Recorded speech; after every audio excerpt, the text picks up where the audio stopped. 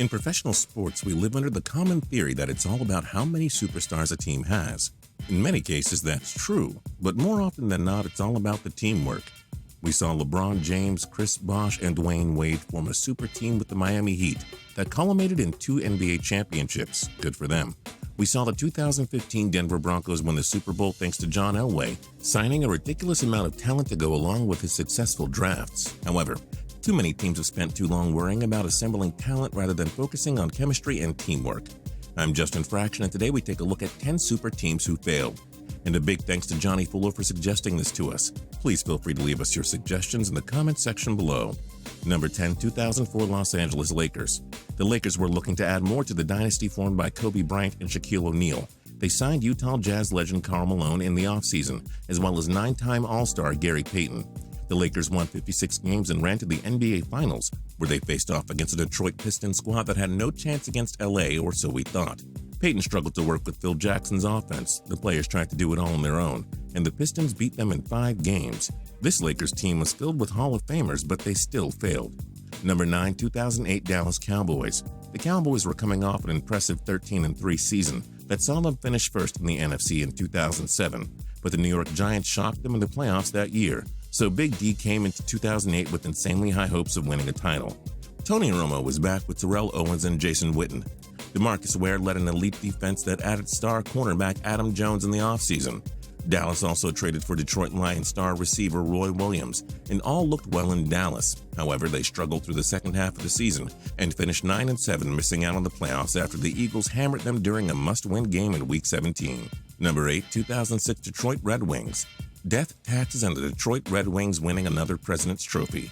That was the story about a decade ago. In 2005-2006, the squad led the NHL with 124 total points, after posting a remarkable 58-16-8 record with a plus 96 goal differential.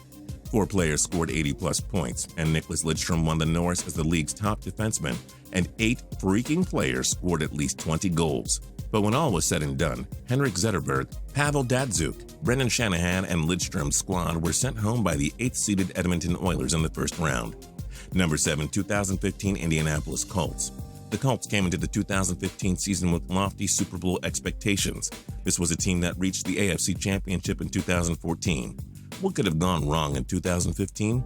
They added future Hall of Famers Andre Johnson and Frank Gore to complement an offense led by Andrew Luck that also had flashy receivers Dante Moncrief and T.Y. Hilton. However, Luck missed half the season.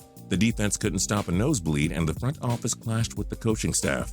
Indianapolis went 8-8 and missed the playoffs. Number 6, 2014 New York Yankees. Yankees legend Derek Jeter planned on retiring following the 2014 season. The team tried to help him out by loading up their roster for a run at his 6th championship ring. Perennial superstar catcher Brian McCann was signed to a 5-year, $85 million deal. The Pinstripes also plucked Jacoby Ellsbury from their rivals, the Boston Red Sox, landing him on a 7-year deal worth $153 million. Japanese phenom Masahiro Tanaka was also added for 7 years and $155 million, and veteran Carlos Beltran was added on a 3-year deal worth $45 million. All that money spent added up to just 84 wins, and the Yankees missed out on the playoffs. Number 5, 2007 Dallas Mavericks. The Mavericks won 67 games that season. Dirk Nowitzki won league MVP, scoring 24.6 points a game. Josh Howard averaged 18.9. Jason Terry had 16.7, and Jerry Stackhouse averaged 12 per game. The Mavs had NBA championship written all over them. However, the 8th-seeded Golden State Warriors shocked them in round 1, taking them down in 6 games. Number 4, 2013 Toronto Blue Jays. The Blue Jays finished 2012 terribly, but sluggers Jose Bautista, Edwin Encarnacion, and Brett Lawrie gave them a bright future. GM Alex Anthopoulos didn't want to wait for the future, however, so he gutted the farm system he spent years developing. In came shortstop Jose Reyes and pitchers Josh Johnson and Mark Burley from the Miami Marlins. In another trade, Anthopoulos acquired 2012 NL Cy Young winner R.A. Dickey from the New York Mets.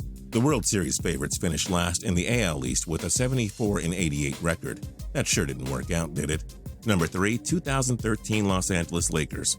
At least the 2004 LA Lakers made it to the NBA Finals. The 2013 Lakers were supposed to end LeBron James' dominance and give Kobe Bryant his 6th championship.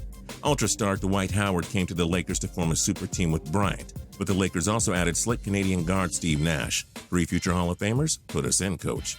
The Lakers struggled all season and Howard was a huge flop. Bryant couldn't stay healthy and the Lakers barely made the playoffs, only to be swept by San Antonio in round 1, just as they drew it up.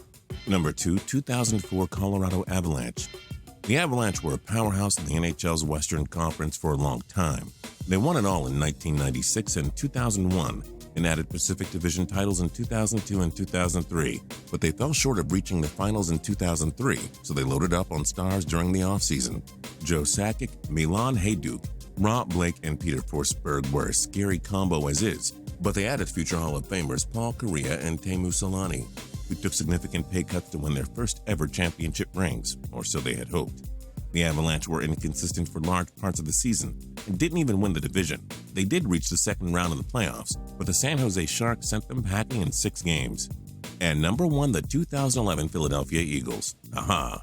That's all we think of when you bring up the dream team. At least that's how the Eagles quarterback Vince Young referred to his squad. Michael Vick, coming off a resurgent 2010 season, came back to Philly, boasting an offense that already had Deshaun Jackson and LaShawn McCoy. The Eagles loaded up for a huge run, signing the NFL's best cornerback in Nnamdi Asomugha, plus elite defensive linemen in Jason Babin and Colin Jenkins. Evan Mathis was also signed to patrol the offensive line. The Eagles won their final 4 games to finish with an 8-8 record. They were the laughingstock of the NFL for most of the season, and they proved that winning free agency doesn't always win on the field. Which super team do you think failed most? Join us in the comments below. If you liked this video and learned a thing or two, clicking the like button helps us out a ton and we appreciate it. If this is your first time coming around to Total Pro Sports though, subscribing is a great idea because we put out videos like this every single day. But as always, thanks for watching and we'll see you guys next time.